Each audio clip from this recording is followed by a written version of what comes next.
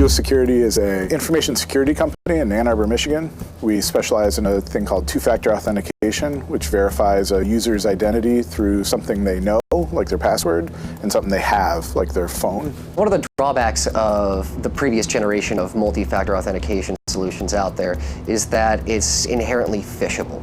With Duo Push, the push comes directly onto your phone and you are able to identify where the request is coming, by whom, and for what. We were all going to be heading to DEF CON, the big hacker conference in Las Vegas, and we thought it'd be great to do some kind of stunt there. And being the sort of tech, sci-fi, space geeks that we all are, someone just sort of threw out there, we should do a push authentication from space.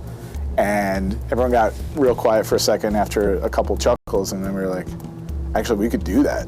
We're going to attempt to send a push two-factor authentication request from the boundary of space. I had a general idea of what needed to happen to make this launch a success. In general, you need only a few things.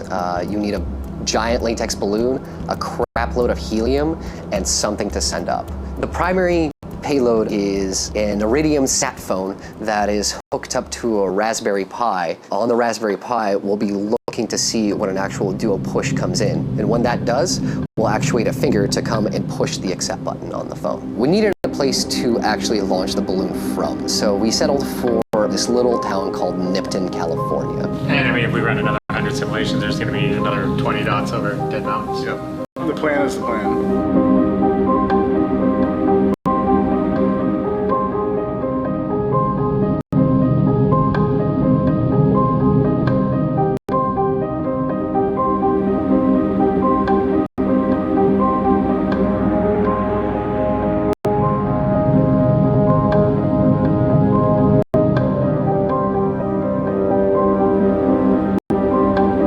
Not everything worked at the test launch.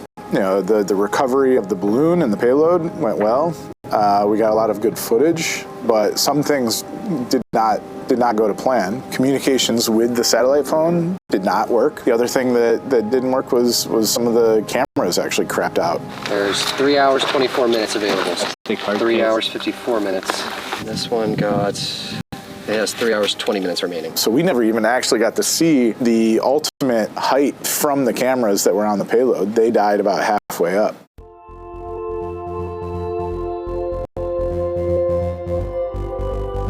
Based off of what we learned in version 1, there's still a lot that has changed and that could still go wrong. So for instance, like the payload body itself has a significantly larger internal volume, so that means the electronics inside are more spread apart. You know, we decided at a certain point, it's like, this should feel like a lunar landing module. This should feel like, at least be styled in a way that seemed like something NASA might do. I think the structure is really, really sound, and the shell that's around it will absorb a lot of it. And those feet that are on there, if it lands feet first, that will take a lot of the blow, and hopefully it's the bottom that'll get destroyed, not necessarily the side of the top. I'm worried a little bit about the boom, but I think it'll be okay.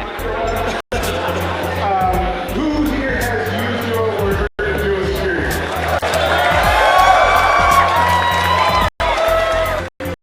Coming to DEF CON and bringing this here, it's definitely been quite the experience, because this is quite ridiculous. Everyone who we told about it, you know, at first they're like, why are you doing this? And then we talk a bit more about it and they're like, wait, you're doing what? And it really just kind of captured a lot of people's attention there. And so it was really cool to be able to do it during a convention that so many people are in the same place. People were coming up to our table that we had there where we were promoting the thing, and you know, they started out skeptical and they ended up inspired, and that's really what we were going for.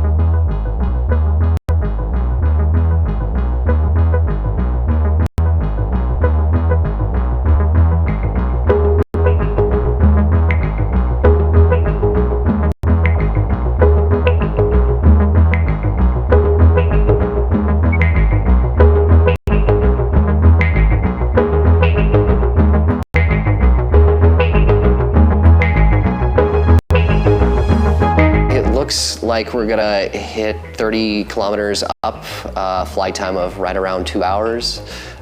Things are looking good. The landing sites look fairly favorable in terms of us being able to actually get to them directly.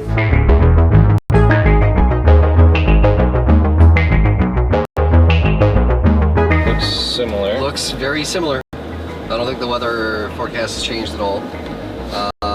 We're still looking like we're gonna hit this valley, which is good, which means we're gonna miss the Jean Airport and the women's prison. Oh. I'm gonna put $50 on Salt Flats. Is it near the Salt Flats? Or the dried lake bed, it looks like, yeah.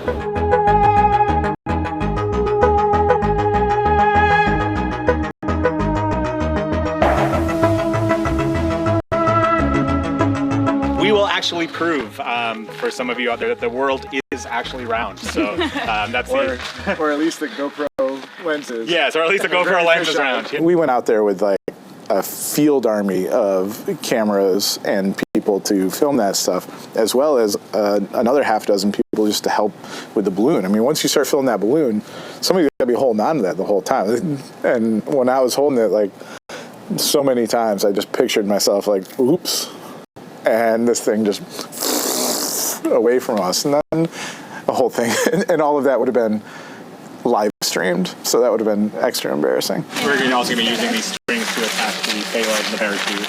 And you and everything else to the balloon that's going to go up to space. Are the GoPros all running?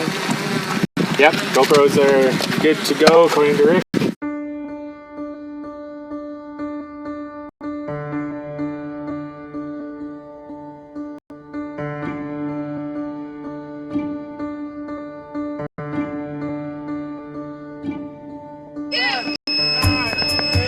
Seven, 6, 5, 4, 3, 2, 1. Launch. Yes! We have liftoff.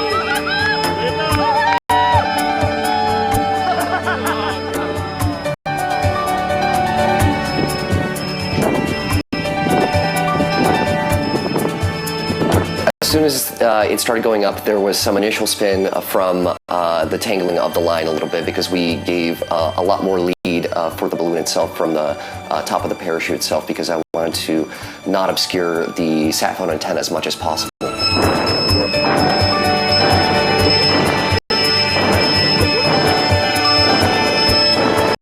So as it goes up, the air is going down over it, and that caused additional spin up until the solar panel ended up turning a full 90 degrees and becoming horizontal, at which point it stopped affecting and started creating more drag again. So we left Nipton, and we had a general idea of where it was going to go based on simulations that we were able to do. So we had a rough idea that it was going to go north, heading back towards Vegas. We're at 51,000 feet, Pete. 51,000. Let's go get it.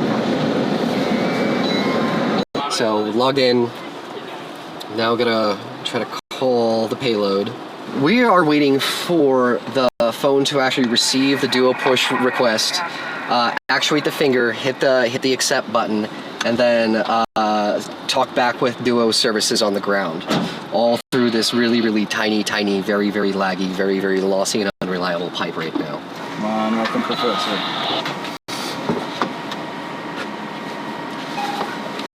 At that point, we knew that the push hadn't worked. We literally just could not maintain enough connectivity to be able to get the requests there. Okay, yeah. I guess it's falling too fast at this point. So we gotta switch over to recovery ops. We gotta get into radio range so where we can pick it up, because we're not gonna figure, we're not gonna be there. Wrap it up. It's gonna be a little shaky. Yep.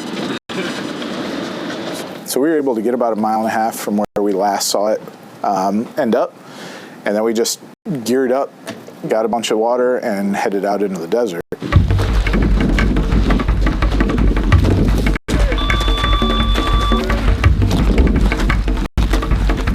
You landed sideways.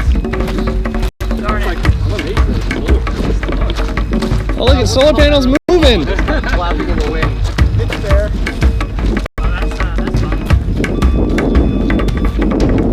McHale had beefed up our audio beacon this time, and we heard it from a good bit away, which was great, because then we found it immediately.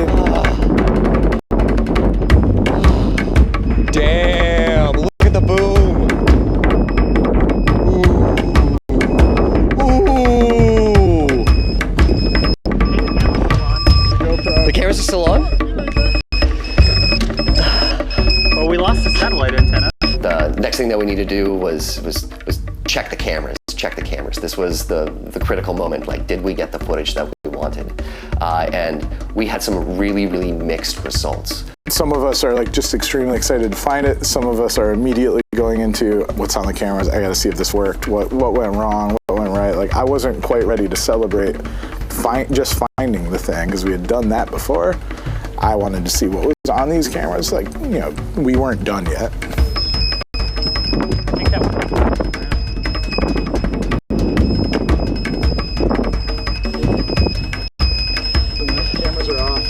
This one is on, but the time code is like frozen or something. The biggest letdown was the means of stabilizing the payload ended up failing very, very quickly, and actually ended up hindering us in the long run by making the spin worse in the ascent rate. So we get back to the hotel, we dump it all on the computers, and we start watching it on the screen. And we already knew that 2 of the GoPros had not lasted the entire trip.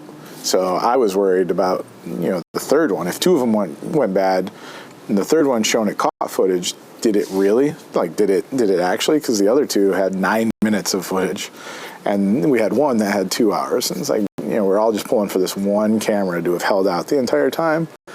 And so we check out the short ones first.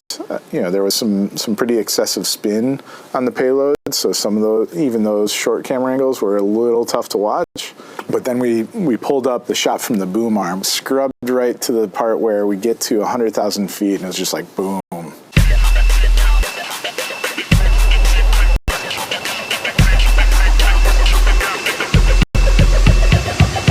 This is the shot we wanted. Like, all the stuff not working just went away when we saw the curve of the Earth, the blackness of space above it, and we saw this thing that we had built up there, you know, with the stickers on it that we had put on there, like logos that we had made, the whole damn thing that we had just assembled that morning. There's stars above it, there's ground below, and we got that shot. Watching that footage was amazing. I was just absolutely elated to see so much detail there.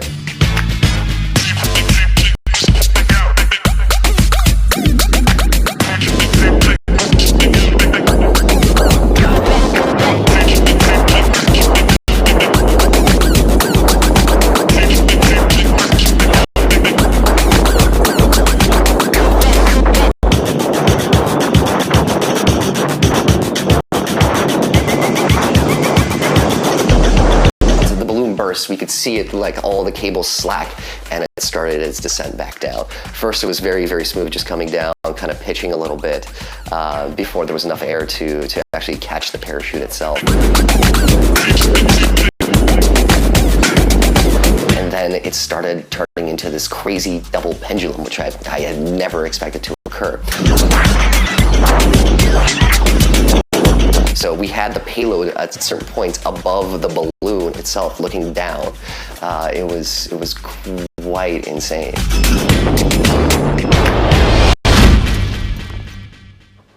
You know, the security industry treads a lot on fear and despair, and you should buy our stuff because you're going to get taken down by hackers. We want to be on the inspiring side. We're all kind of in this together. Let's do something together. Let's build something and put it into space.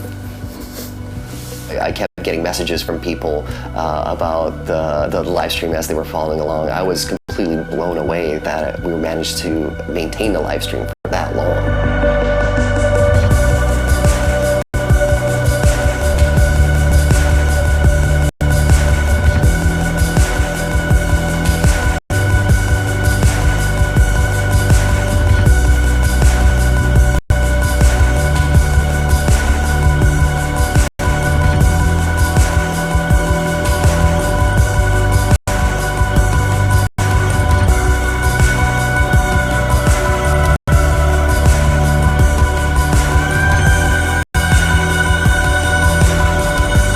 A tendency to be extra snarky. You know, whether it actually worked or didn't, people would look at it and say, I wish I had done that too. Whether or not you thought it was a dumb idea, like, it was pretty fun to do.